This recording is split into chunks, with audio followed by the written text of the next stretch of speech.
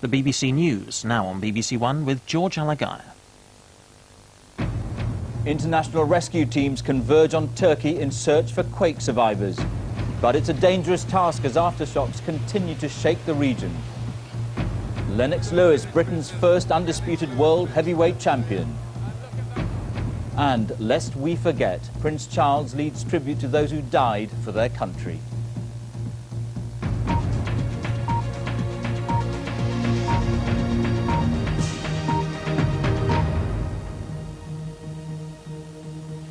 Good evening.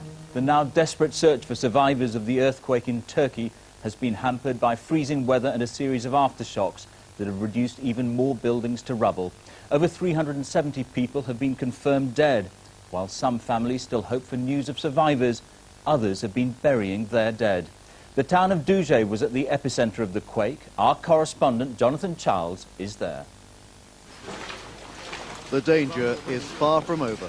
Another building is sent crashing to the ground by one of the many aftershocks now hitting Düzce. This powerful earthquake continues to unleash its destructive force. Hundreds of people are still missing beneath the rubble. A British rescue team detected possible signs of life in a collapsed block of flats. Getting in and out to investigate, though, is perilous. But Graham Day told me his men won't give up while there's any chance of saving lives. We've had reports of 3 people trapped in the building. The dogs have been working in the wreckage and they've become quite excited at the front and side of the buildings. Yeah. Anxious relatives try to help, drawing maps of the flat's layout. Sevil de Vergiolo says her sister and brother-in-law are inside. They could be alive. Others in Düzce have already been plucked from the rubble. The celebrations are muted, though. This woman was one of the lucky ones today, but 48 hours after the earthquake struck, few expect to discover many more survivors. British naval helicopters from HMS Ocean are ferrying the exhausted rescue workers to where they're needed. Flying with them, I could see the scale of the devastation which has overwhelmed this region.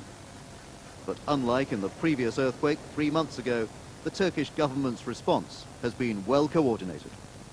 The authorities here have undoubtedly learned from their much criticised handling of last August's earthquake. But the painful experience gained then may well save extra lives now. Jonathan Charles, BBC News, Düzce. Sinn Féin says it's optimistic about a possible breakthrough in the Northern Ireland peace process.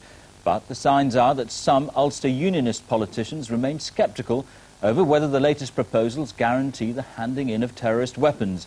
Both sides are due in Stormont tomorrow in what could be the final session of the current review of the Good Friday peace agreement.